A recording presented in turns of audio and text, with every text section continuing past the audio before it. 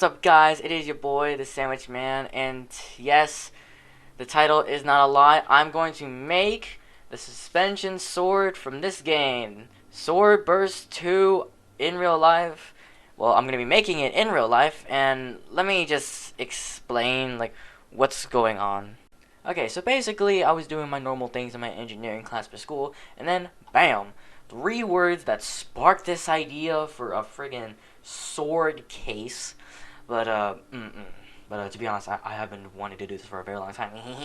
which was, and the three words were original product project. And then as I sat there in my seat, I thought, nobody's ever done instrument case into a sword, and correct me if I'm wrong on that.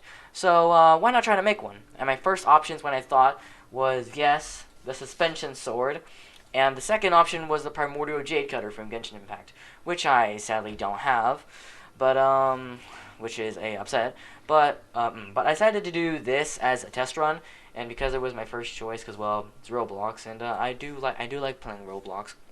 Also, credit to the people who actually came up with the suspension sword design, because I think it's very cool and very unique as a sword. Okay, so first things first, to make a sword, well, first of all, you need a mold. And I did this mold for a sword. And sorry for the misdrawing of the handle in this series of photos. It's because, I didn't look it up on the wiki, and I drew it by memory, and if it's a short description on it, I know you guys can't see it, but I'll try my best. But it did actually work. And yes, and also, yes, I did also lay out the outline for my instrument. And as you can see, is a flute. Because, yes, I do play the flute. And who's going to say something else? However, the problems we faced when making the sword and scabbard at the time was a few things. That being painting, time, making the scabbard and the time limit maybe, making the crevices in the sword, because, well, it does have some, locking it all together, making a custom foam holder from the instrument itself, and the basic material shattering.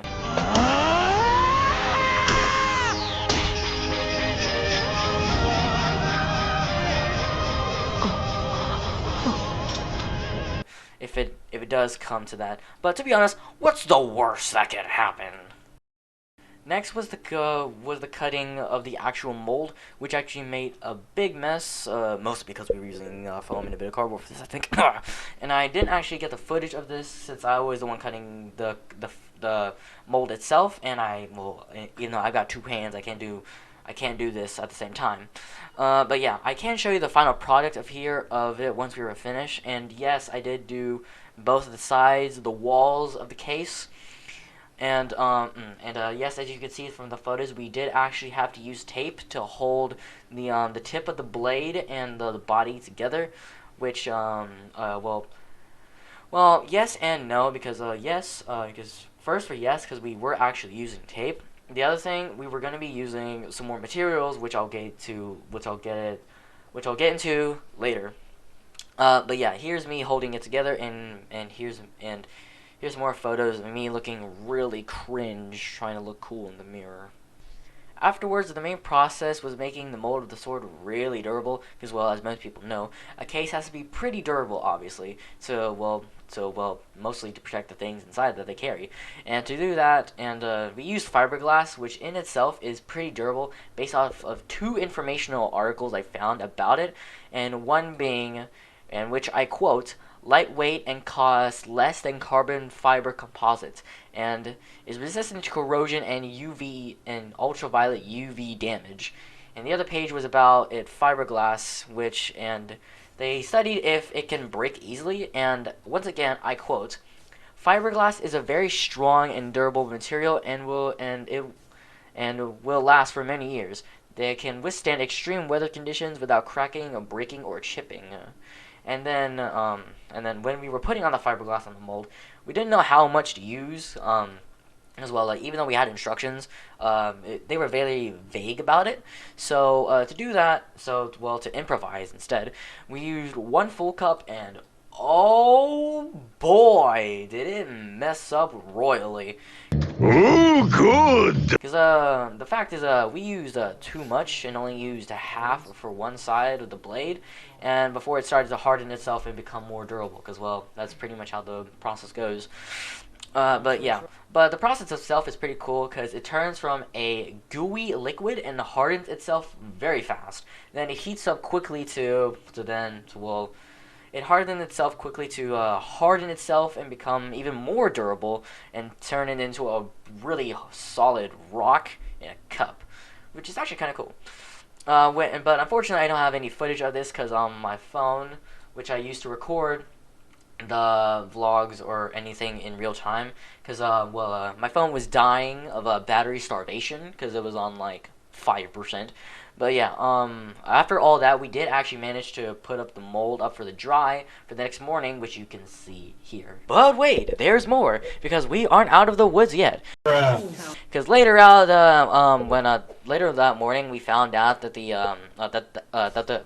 that the piece that we used to hang up the mold, it had empty spaces in the mold itself, and and underneath the layers was pockets of air that when we put the layer on top of it, it would make it look bubbly, which wasn't good. So Plan B: scrap the whole thing over and get a new one, which is exactly what I did with the one that we ruined, which didn't actually take me quite a while. It was just kind of annoying. But afterwards, we covered the whole. We covered one side uh, of the blade, and then we just did the normal process. That being putting on the fiberglass, which is actually called resin. I don't know why that happened. I don't know why it's named that. So don't hold me accountable for there. But yeah. After when we were done with that, we did the regular procedure of just putting the cloth on it, and then just doing it all over again on each side, and not just rushing. Because last time we did this, we just slapped the paste on there, then just covered the whole thing in the cloth, which wasn't good, because that led to the previous mentioned air sockets.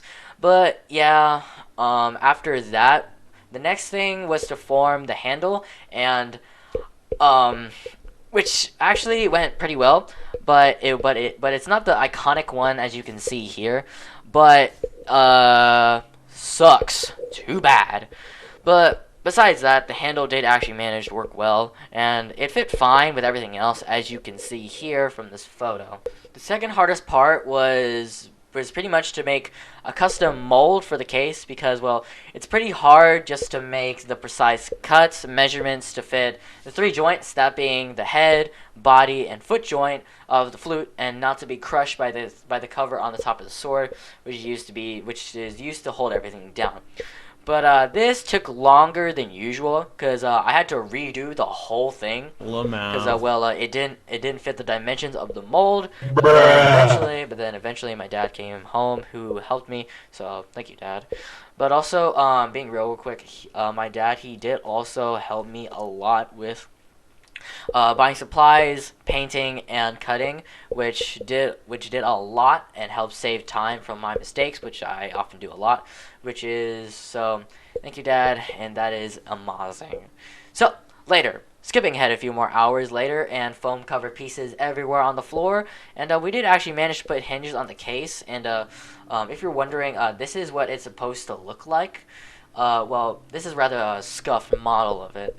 Then we would whether with the hinges added on, it would fold this way, and so to make it look nice and clear, to actually see the instrument, to actually see the instrument. Jesus, I'm stumbling over my words today. But yeah, actually putting the hinges in didn't actually take that long. But we did add 3 separate hinges for maximum opening, and so that it would not just be on one joint. And I did measure the instrument, for that being its sockets and where it goes while we were doing that. And that being said, here's a photo of me doing it right here, and the foam that we used to cut it off. And with the hinges attached, here's me making sure that it's even with me grinding down said case rather the mold. And yes, as you can see, I do like baggy shirts. What's wrong with that? And afterwards, here's me sort of holding the aftermath of the case once everything was done. Later down the line, well, quite literally, we had to go to Walmart for paint, and I will be right back. So, here we are at Walmart. Grab some paint.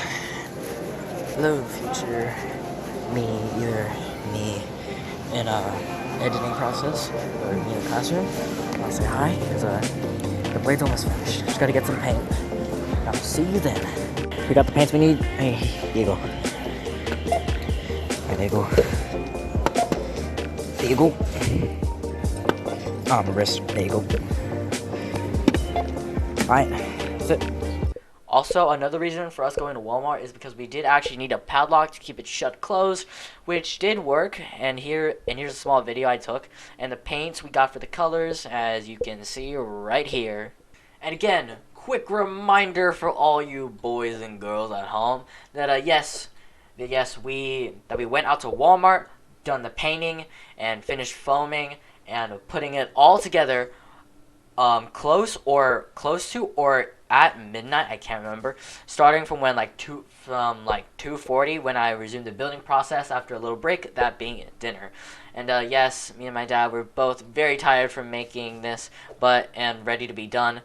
But another thing, even though we did add both the primer and paint, and I don't know if they're the same thing, but still, we still needed to wait for it to dry out. And to speed up the process, we actually used a heat gun thing, sorta, as you can see right here. And here's me doing the exact same thing to the mold. But yeah, that took a while, but it was fine all the same.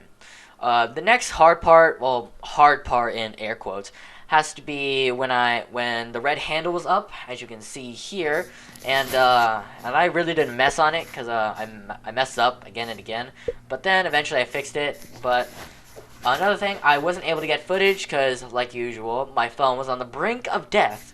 But with all this work at home, my teacher said I still had to do something in class, so I began to finish the prototype, which I probably should have done before actually making this, but YOLO. Then I brought it home to see the difference. Then I added some small touches, that being some kanji characters, as you can see me writing here on the actual thing itself after we got done with the red handle. And which I would also do something on the scabbard too eventually once we actually made it, with one side being the translation of the characters for suspension, and the other being sharp edge, which is a pretty good, nice touch. And sorry if you can actually read the kanji characters and the language, if you do actually can understand it. I'm really sorry about that if I did do some errors when writing it. So I am very sorry. I am very sorry about it, because I am still trying to understand it. So again, I'm sorry if I mess up anything. If you can read and understand the Japanese language. And last but not least, the last part of the painting process would of course be the crevices or creases in the sword. But there was a problem. We actually could not cut into the sword and make the crevices. Because if we did actually do that, then we would cut right into the foam that we had inside it to hold and cushion the parts of the instrument. So instead, I decided to grab some gray paint, as you saw when we went to Walmart. But I'm sorry if it's not accurate. But cut me some slack, because just from painting 4 stripes on each side, and also making sure that they're accurately correct and in the same size and visually look good, is a lot. So please try to cut me some slack, because we could not make the crevices in this blade as you can see here. Scratch that. We actually got 4 crevices. So I was right. See, I was right. Dang. Okay. But, it's close enough. So, if you don't like it, then YOLO. And finally, after close to 4 to 5 days of making the world's first, maybe, sword flute case of the legendary weapon from Swordburst 2, Suspension. And if you do actually use it, it gives you a 4% stamina increase. And here is the big reveal. This is the case.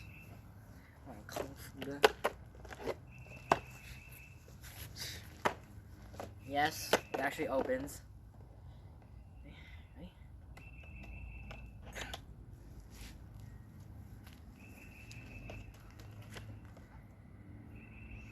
Yes, sir. And yes, it even has 4 stripes.